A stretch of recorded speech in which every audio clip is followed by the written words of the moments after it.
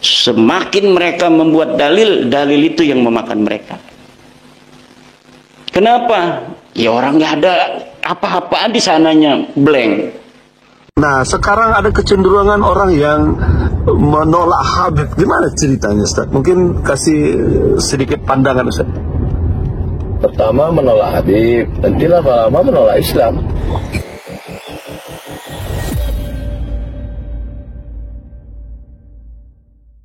Kapan sih masalah nasab ini? Masalah nasab ini baru 2022, Oktober 2022. Saya cari di internet nasabnya itu ada nasab Bahar Smith, ada nasab Rizik Syihab.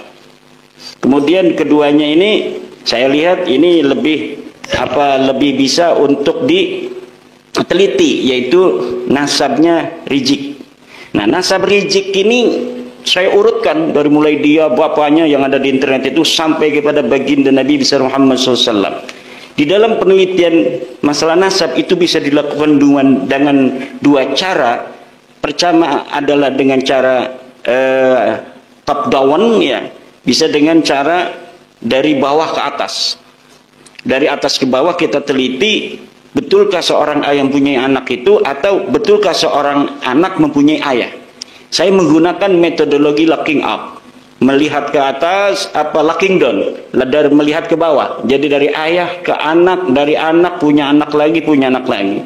Kita lihat di kitab-kitab abad kelima, tidak ada sedikit pun kitab yang menyentuh, bahkan hanya menyindir, tidak ada, tentang nama Alwi sebagai keturunan Nabi ini. Dan kesimpulannya apa? Kesimpulannya Habaib ini bukan cucu Nabi. Dari sisi ilmu sejarah, dari sisi ilmu nasab.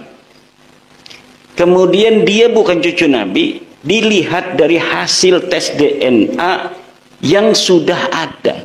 180 orang sudah tes DNA. Dan tes DNA-nya menunjukkan haplogrup mereka itu G. Sedangkan keturunan Nabi menurut para ahli harus mempunyai ciri kode genetik haplogrup J1.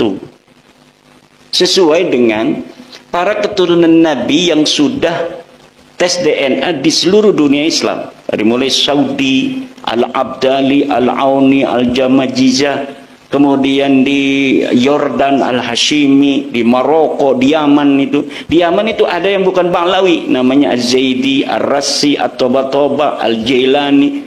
Semuanya kebanyakan terkonfirmasi dari hasil tes DNA mereka bahwa mereka benar keturunan Nabi.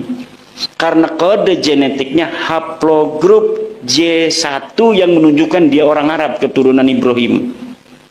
Sedangkan orang-orang Ba'lawi ini, Al-Atas bin Syihab bin Semit bin Yahya As-Segab, Maula Dawila, Maula Khelah, ini haplogrupnya G. G ini baru bertemu dengan Nabi Muhammad 40.000 tahun.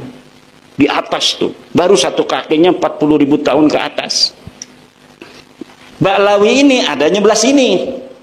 Ketemunya di sana satu kakeknya dengan orang-orang Jawa, dengan orang-orang Arab yang keturunan Nabi itu 40.000 tahun yang lalu. Kalau orang Jawa yang haplogrupnya O, itu ketemu Nabi Muhammadnya itu masih tidak terlalu jauh. Jadi kita lebih dekat dengan Nabi Muhammad orang Jawa daripada Ba'lawi ini.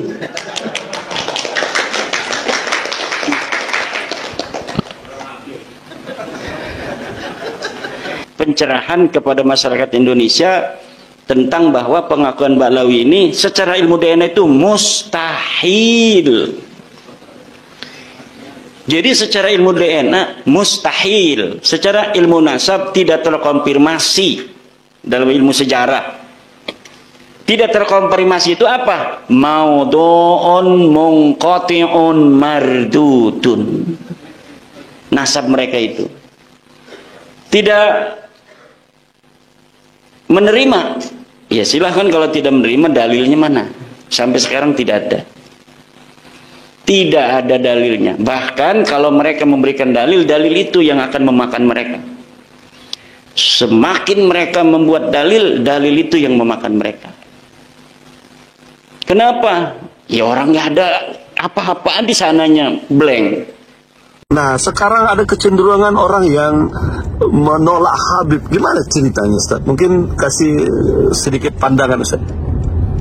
Pertama menolak Habib, nantilah lama menolak Islam. Iya. Ujung-ujungnya tuh ya ke sana.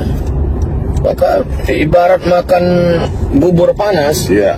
Bubur panas itu dia tidak langsung dari tengah karena panas, pinggir-pinggirnya dulu. Iya, menolak.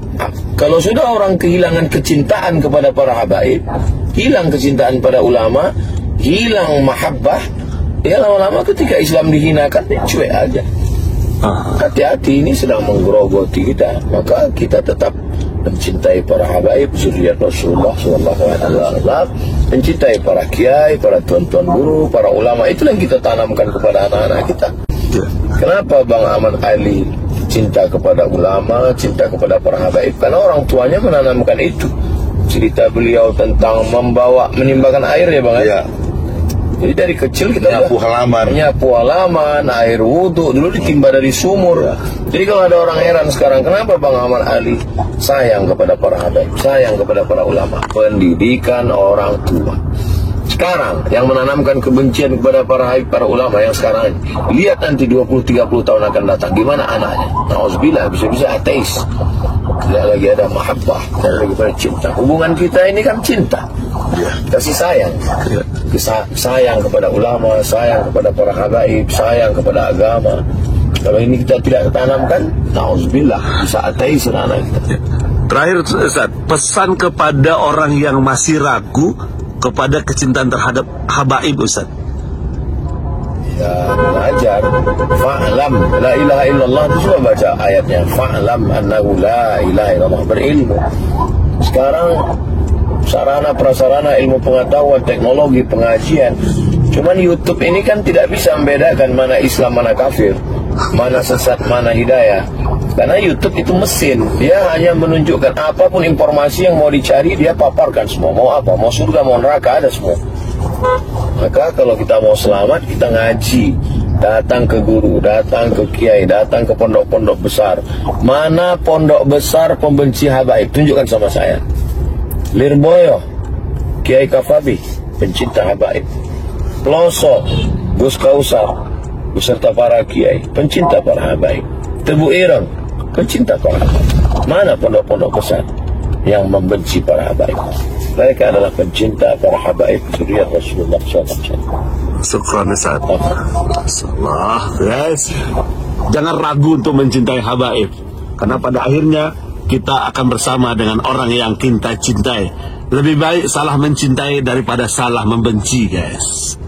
Oke? Assalamualaikum.